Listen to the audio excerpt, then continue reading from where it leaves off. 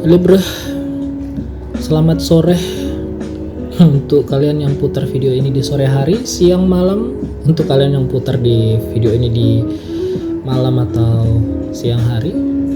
Jadi di sini kita akan lanjut pembahasan kita di dalam market.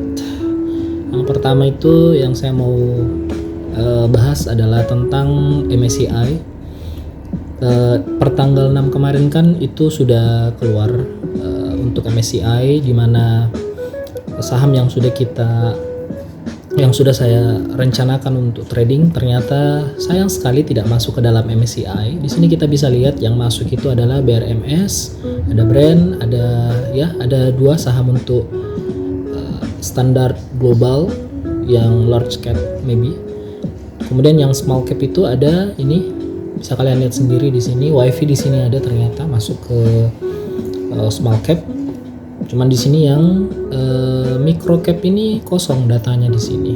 Jadi kita tidak tahu apakah bakal dirilis, kayaknya enggak ada sih yang micro cap di sini. Jadi untuk CDA itu tidak masuk ke dalam jajaran dari MSCI. Jadi sesuai dengan aturan trading saya, jadi sahamnya saya jual. Semua saya jual. Jadi kembali lagi, kalau kalian trading atau kalian membeli barang itu kalian ikuti rules kalian apapun itu, karena dari awal kan itu rencana saya untuk beli CDI itu untuk MSCI, karena saya bukan trader atau investor yang besar kayak gimana. Jadi I just follow my rules gitu. Urusan rugi atau tidak rugi kan itu tergantung dari kita preferensi masing-masing kan. Kembali lagi saya ingatkan selalu. Oke, untuk MSCI, untuk CDI di sini saya kembali mengingatkan bahwa ikuti aturan kalian. Walaupun di sini kalian rugi, ya kalian harus terima kerugian itu, karena itu merupakan salah satu dari manajemen risiko yang kalian sudah planningkan di awal. Sesuai dengan yang saya planningkan juga, jadi ini merupakan salah satu manajemen risiko yang saya sudah planningkan. Cuman kemarin pada saat saya jual saham CDI itu tetap saya untung, walaupun untungnya itu hanya single digit persen, nggak sampai puluhan persen, di bawah 10% pasti. Tapi ya nggak apa-apa, tetap saya bersyukur, karena di sini saya ingatkan kembali kepada teman-teman, kepada kalian semua untuk rasa bersyukurnya itu kalau bisa tinggi, kalau bisa dikasih untung sama market itu ya kalian bersyukurlah daripada kalian rugi gitu. Walaupun mungkin ada beberapa orang yang tidak setuju dengan saya, bilang bang harusnya ditahan aja itu posisinya biar untungnya tuh lebih banyak. Saya nggak seperti itu orangnya.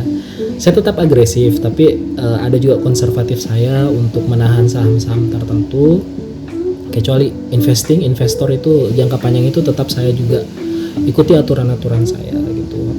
Jadi jangan greedy. Kembali lagi, market itu adalah mangsa pemakan mangsa yang sangat luar biasa bagi orang-orang yang greedy dan orang-orang yang terlalu over gitu. Oke, itu baru satu yang kita bahas ya. Oke, nanti kita akan bahas karena ini masih banyak yang perlu saya sampaikan. Kemudian yang selanjutnya itu adalah saham PJHB. Untuk PJHB sendiri di sini, oh ya ini hampir saya lupa. Untuk CDIA itu ternyata per tanggal 7 hari ini itu dia masuk volume untuk pembelian foreign asing. Di sini ada 5,2 juta US dollar, itu dia masuk inflow dari saham CDI itu yang dibeli oleh asing. Nah, ini tentu saja dikurangi ya dari asing beli sama dikurangi dengan asing jual, dan dia dapat 5,2 juta US dollar. Jadi itu untuk CDA. Nah, kalau kalian punya conviction yang masih bagus sama CDA ya silahkan. Kalau saya sendiri sesuai dengan planning awal saya itu saya cuma trading, jadi saya tidak terlalu tahan lama saham ini. Tentu saja tergantung dari kondisi nanti. Kalau saya punya conviction, keyakinan, saya riset dan ternyata saya mau masuk kembali ke CDA itu why not gitu. Oke, kita kembali lagi ke PJHB. Untuk PJHB itu kemarin kan sudah IPO per tanggal 6 sempat diundur ya. Sempat diundur. Harusnya tanggal 5 karena entah kenapa. Kemudian di sini sudah ARA 2 kali. Di sini kemarin tanggal 6 sama tanggal 7 hari ini. Ya, jadi harganya sekarang di 515. Nah, ini pilihan kalian mau exit silahkan, kalian masih mau pegang sahamnya silahkan. Kalau dari saya sendiri ya saya masih pegang, mungkin hari Senin saya lihat apakah masih ARA atau tidak. Ya saya pegang lah sampai ARA berkali-kali kalau memang dikasih sama market, karena posisi di PJHB juga sedikit, jadi ya nggak ada masalah kalau misalkan drawdownnya itu agak lumayan. Nah, tentu di sini saya juga pasang stop loss untuk PJHB ini untuk antisipasi kalau dia sudah tidak kuat ambil harga arahnya, ya pasti akan kena stop loss. Walaupun juga pasti ada risiko kalau stop lossnya itu kita tidak ngehit, tergantung dari market nanti hari Senin seperti apa. Karena ini hari Jumat sore, ini penutupan market, ini waktunya tinggal berapa jam lagi ya untuk penutupan market. Jadi kalau kalian mau ya silahkan untuk beli saham ini. Oke, itu untuk PJHB ternyata ARA 2 kali. Good, very good. So far so good. Selanjutnya kita ke berita. Untuk berita yang sempat saya lihat pagi ini, ternyata ada kabar dari Stockbit yang alami error saat pembukaan IHSG. Jadi warganet itu rame-rame protes. Ada apa ini dengan Stockbit? Dan dan saya juga pakai Stockbit aslinya. Tapi saya nggak buka Stockbit pagi-pagi. Kenapa? Karena ya saya bukan investor, saya bukan trader aktif, nggak buka 24 jam charting seperti ini. Ya paling di waktu-waktu luang, waktu senggang seperti ini saya lihat lagi broker, saya lihat lagi charting kondisi market seperti apa. Tapi kalau untuk trader aktif ya ini pasti sangat-sangat mengerikan, guys. Nah, di sini ada postingan-postingannya ya, rangkumannya, bahwa ada yang sempat ngegas di sini, bro. Ya wajar memang, karena kalau broker itu ada maintenance 1 menit atau sedikit saja itu sangat-sangat merugikan para trader atau investor. Kenapa? Karena itu pasti lambat dalam eksekusi dari ordernya gitu. Apalagi nih Stockbit ini merupakan broker nomor 1 ya di Indonesia ya. Banyak retail yang masuk ke Stockbit ini. Jadi ya kalau seperti ini ya gimana lagi, nggak bisa disalahkan, kembali ke brokernya kan. Nah, mengingat kasus ini yang terjadi, itu saya ingatkan kembali ke teman-teman, untuk broker itu kalau bisa kalian jangan cuma satu yang kalian punya, kalau bisa lebih dari satu, untuk menghindari hal-hal yang seperti ini. Dan untuk aset itu juga ada yang namanya diversifikasi aset, dan ada juga namanya diversifikasi keamanan, utamanya dari broker. Nah, sempat kemarin kan ada berita bahwa ada beberapa investor itu yang kena hack akun brokernya. Nah, itu dari berita itu sehingga kalian harus antisipasi dengan cara diversifikasi dari aset saham kalian gitu. Nah, kembali lagi, hal ini sebenarnya berdampak negatif bagi para pelaku retail yang ingin berinvestasi di pasar keuangan di Bursa Efek Indonesia, di saham gitu. Karena ada berita seperti ini, jadi orang itu takut untuk berinvestasi saham. Dan ini sebenarnya berita negatif. Mungkin ini bisa jadi bahan introspeksi diri bagi market di para broker yang ada di Indonesia. Tapi di sisi lain juga kita retail tidak bisa juga untuk tidak menggunakan broker. Yang kita bisa lakukan itu adalah melindungi aset kita, apapun caranya, diversifikasi dari broker, pakai 2 atau mungkin beberapa broker itu, biar kalian itu terhindar dari masalah seperti ini. Jadi ini untuk pengingat saja, karena beritanya tadi pagi, dan sekarang itu ya ini saya buka Stockbit lancar-lancar saja, nggak ada masalah di sore hari. Jadi ini pasti masalahnya sudah selesai diperbaiki ya. Cuman kembali lagi mengingatkannya pada teman-teman. Kemudian untuk kata sandi, password itu semuanya kalian backup jangan kalian simpan di laptop atau di komputer, taruh di note itu jangan, itu kalian catat di kertas, kalian simpan untuk menghindari yang namanya serangan hacker, jangan sampai. Oke, lanjut.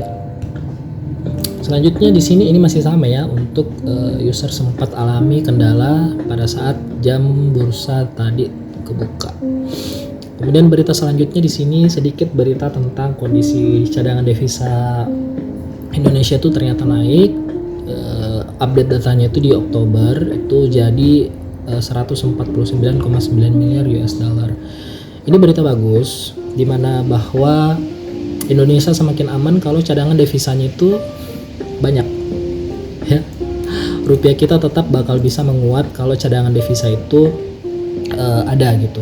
Karena itu juga salah satu faktor kalau rupiah melemah itu bisa diambil dari cadangan devisa untuk menguatkan rupiah kalau BI mau menguatkan rupiah kita. Oke, ngomong-ngomong soal rupiah, kita coba lihat kondisi rupiah kita terhadap dolar. So far untuk kondisi rupiah kemarin sempat ada di angka 16.700. Sekarang coba kita lihat. Sekarang itu ya 16.700, masih di angka segitu. Ini kayaknya imbas dari dolar yang semakin menguat ya, karena banyak pasar-pasar saham maupun emas juga termasuk itu turun dan dananya itu lari ke dolar. Makanya dolar itu lumayan menguat di posisi sini. Jadi itu ya. Jadi kembali lagi kalian juga untuk diversifikasi cash. Jadi bukan cuman rupiah yang kalian pegang, US dollar juga boleh, Singapura juga boleh. Jadi kembali ke kalian untuk preferensinya. Jadi bukan berarti di sini kita tidak nasionalis rupiah ya. Kita kembali realistis gitu untuk melihat dari pertumbuhan foreign yang ada di market. Ini sebenarnya bagus kalau kita simpan rupiah kalau rupiahnya menguat, tapi karena dilihat dari kenyataannya di sini hampir setiap tahun itu rupiah itu melemah. Makanya banyak para investor juga yang diversifikasi cashnya itu di US dollar. Cuman di sini narasinya karena utang US yang lagi tinggi-tingginya, mungkin banyak sekarang para trader atau investor itu yang tidak memilih US dollar itu juga menjadi cadangannya. Itu mungkin dia simpan di mata uang lokal atau mata uang yang lainnya untuk diversifikasi, karena narasi seperti itu. Next kita pindah ke S&P 500. Kalau kita lihat price actionnya sekarang itu mengalami penurunannya di sini. Itu sekarang ada di area supportnya. Kalau kita tarik garis support dari sini ke sini, itu masuk ke area supportnya di sini untuk S&P 500. Ada potensi dia bakal naik atau dia bakal turun. Kalau misalkan sentimen dari berita di market itu negatif, dia bakal turun. Jadi di sini bagi kalian yang mau beli S&P XPX itu kalian hati-hati di posisi di sini. Boleh silakan beli kalau untuk jangka panjang. Kalau untuk sekarang itu kalian mau beli itu boleh, tapi kalian hati-hati dengan posisi yang seperti ini. Karena jangan sampai ada berita negatif dan dia itu turunnya di sini pada saat bulan awal-awal tahun 2025 sampai keluarnya yang namanya Trump tarif di sini. Oke, kita lanjut. S&P ini masih oke untuk dibeli, tapi jangan all in dulu, kita cicil saja seperti biasa untuk S&P-nya. Selanjutnya untuk saham Nvidia. Untuk Nvidia di sini kita lihat data price action-nya itu lagi turun. Itu turun ada 11% dari all time high-nya di 211. Sekarang di 188 US dollar. Kalau kalian mau beli ya silakan. Di sini kalau kita tarik garis seperti ini, nah ini juga masuk ke fase di tren di supportnya di sini. Jadi kalian harus hati-hati juga karena ada candle merah panjang seperti ini. Yang seperti ini tuh harus hati-hati juga, karena ini bisa jadi untuk closing nanti hari Senin itu open market itu dia bakal lebih turun lagi, atau bisa jadi dia lebih naik ke atas. Tapi di sini untuk posisinya itu good position to buy gitu kalau kalian mau untuk Nvidia. Nah, kemudian sedikit untuk berita dari Nvidia. Di sini ada berita dari CEO Nvidia itu mengatakan bahwa tidak ada diskusi atau tidak ada penjualan untuk chipset yang di Cina. Nah, ini kembali lagi ke penjualan dari saham Nvidia. Untuk market Cina itu masih belum ada kesepakatan. Jadi mungkin ini salah satu berita negatif sehingga saham Nvidia itu bakal turun seperti ini. Mungkin ada berita lain di sana yang membuat Nvidia itu turun. Dan berita yang juga kuat, narasi yang juga kuat itu adalah US government shutdown di Amerika itu masih berlaku sampai sekarang. Itu yang membuat hampir semua pasar itu jadi merah seperti ini. Oke, yang terakhir kita akan bahas Bitcoin.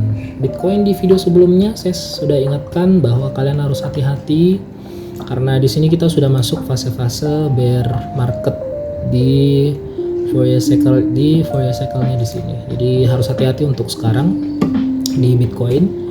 Harga sekarang itu di 101. Ini sempat naik ke atas di 103 terus dibanting lagi. Dan sekarang ini Bitcoin lagi berusaha untuk naik lagi ke atas. Banyak orang yang pasang di posisi long dan ternyata ke likuidasi di sini kena liquid. Kemarin sempat saya lihat datanya. Tapi kalau saya sarankan ya kalian masuk ke market spot aja. Nah, kalau kita lihat chartnya di sini kan masih ketahan di supportnya. Masih sama, belum kemana-mana harganya. Kalau dari price action dari Bitcoin masih ketahan di level di harga psikologinya di 100 sampai di 101. Cuman yang bikin kuat di sini itu adalah indikator RSI-nya di sini itu sudah menunjukkan bearish engulfing di sini. Jadi kalian harus hati-hati. Nah, ini juga alasan kenapa saya untuk sudah trimming. Jadi saya di sini sudah hati-hati dari Bitcoin. Jadi kembali lagi saya ingatkan untuk silakan simpan Bitcoin kalian dengan porsi senyaman kalian pada saat market itu lagi bear dan kita lagi memasuki masa-masa bear di sini. Jadi kalian harus siap-siap. Oke, kemudian kita pindah ke Discord. Terakhir ya ini pembahasannya. Nah, di sini siapa yang sudah ikuti Discordnya Akademi Kripto? Jadi di sini saya sudah ikuti ya, sudah lama sebenarnya saya ikuti. Di sini beritanya oke lah, update. Di sini ada berita update, kita bahas dulu sedikit bahwa ada beberapa opini, salah satunya di sini dari Mau Analysis on Chain dari CryptoQuant. Itu dia mengatakan bahwa dia pesimis kalau Bitcoin itu tidak bisa mempertahankan level 100.000 maka dia akan jatuh ke 72.000 ya. Kemudian bertolak belakang dari Mau, opini dari Mau itu pendiri apa ya di sini pendiri JS Simpson Mau menyebutkan retail besar. Wah, ini kenapa ini? Oh bukan. Ini Mau itu dia berpendapat bahwa masih optimis meskipun harga sempat tembus di titik ATH di sini terus sempat anjlok, tapi dia katanya masih bullish dengan Bitcoin bakal kembali harganya atau mungkin cetak ATH baru. Kenapa? Alasannya karena ada namanya candle Natal. Jadi seperti yang saya jelaskan juga kemarin itu bahwa kita tidak tahu pergerakan harga seperti apa nanti, apakah nanti pada saat Desember itu harga kembali naik karena dari normalnya biasanya setiap akhir tahun itu hampir semua aset itu mengalami kenaikan. Ya, karena akhir tahun likuiditas di situ banyak, uang di situ banyak, jadi makanya dia marketnya itu bakal naik. Tapi di sini dia tidak menyebutkan bahwa berapa angka tertingginya. Nah, kemudian yang tadi yang pesimis itu bukan Mau, sorry. Itu yang pesimis tadi adalah Julio Moreno. Dia pesimis kalau Bitcoin itu bakal memasuki bear market, ya 50-50. Jadi tergantung dari kalian gimana, apakah kalian pesimis atau masih optimis di Bitcoin. Cuma di sini saya ingatkan kalian hati-hati, kita tidak tahu besok-besok itu gimana price action dari Bitcoin, apakah dia naik atau turun. Yang kita bisa lakukan itu bukan menebak-nebak teman-teman, yang kita lakukan adalah bereaksi terhadap pasar mau arah kemana, ya kita ambil keputusan. Kalau pasar posisinya seperti ini, nah kalian sendiri yang putuskan. Jangan greedy, jangan terlalu serakah. Kalau misalkan kalian sudah untung berapapun itu yang kalian dapatkan di market itu, kalian syukuri dan kalian harus ambil keputusan dari harga yang kalian sudah setujui di market. Jadi tombol buy and sell itu adalah keputusan kalian setujui kalau memang harga itu yang saya inginkan pada saat saya mau beli atau saya jual di exchange atau di broker kalian. Jadi tergantung dari kalian di sini. Ingat, selalu bersyukur apapun yang kalian dapatkan, mau naik berapa persen, kalaupun rugi kalian memang siap dengan yang namanya resiko yang sudah kalian siapkan. Mau turunnya 10%, 5%, kalau memang itu yang kalian bisa terima dan kalian langsung cut loss dengan posisi kalian, ya silahkan, itu adalah preferensi kalian. Cuman yang saya sayangkan di sini kalau kalian all in di satu aset lantas kalian cut lossnya itu lebih dari 50% itu, waduh, sangat-sangat disayangkan gitu. Jadi kembali lagi yang paling utama adalah manajemen money. Bagaimana kalian mengatur kalian punya uang, itu pembagian di aset ini berapa, di aset ini berapa, supaya apa? Supaya kalian itu bisa lebih berhati-hati terhadap market atau pasar. Tapi itu kembali dari profil kalian, profil investasi atau profil trading kalian, apakah kalian termasuk yang agresif atau kalian termasuk yang konservatif atau moderat, itu kembali dari kalian teman-teman. Cuman di sini ya saya ingatkan kalau cari uang itu susah. Jadi tolong uangnya itu diatur sebaik mungkin, jangan berlebihan, jangan terlalu serakah, jangan terlalu takut juga sama aset. Kalau di posisi begini, saya ngerti. Di sini pasti kalian lagi rada-rada takut, tapi kalau memang kalian ada uang dinginnya dan kalian masih mau untuk masuk di posisi di sini, kalian punya keyakinan bakal naik sampai ke atas sini, ya kan? Atau mungkin minimal di sini di 120, kenaikannya 21%, dan itu sebanding dengan risiko penurunan 30%. Apakah itu worth it bagi kalian? Kalau itu worth it dan uang dinginnya juga kalian sudah siap untuk kehilangan 30% dari posisi kalian, silahkan ya. Intinya di sini untuk manajemen money itu kalian yang atur semaksimal mungkin, jangan sampai kalian rugi banyak di market. Rugi itu memang ada, untung juga ada. Yang membedakan itu adalah porsinya gitu. Porsinya itu jangan terlalu gede untuk kerugiannya. Itu yang harus kalian jaga biar kalian tidak menjadi mangsa dari market. Oke, mungkin itu saja yang bisa saya bahas pada saat ini. Sampai ketemu di video selanjutnya. Bye bye.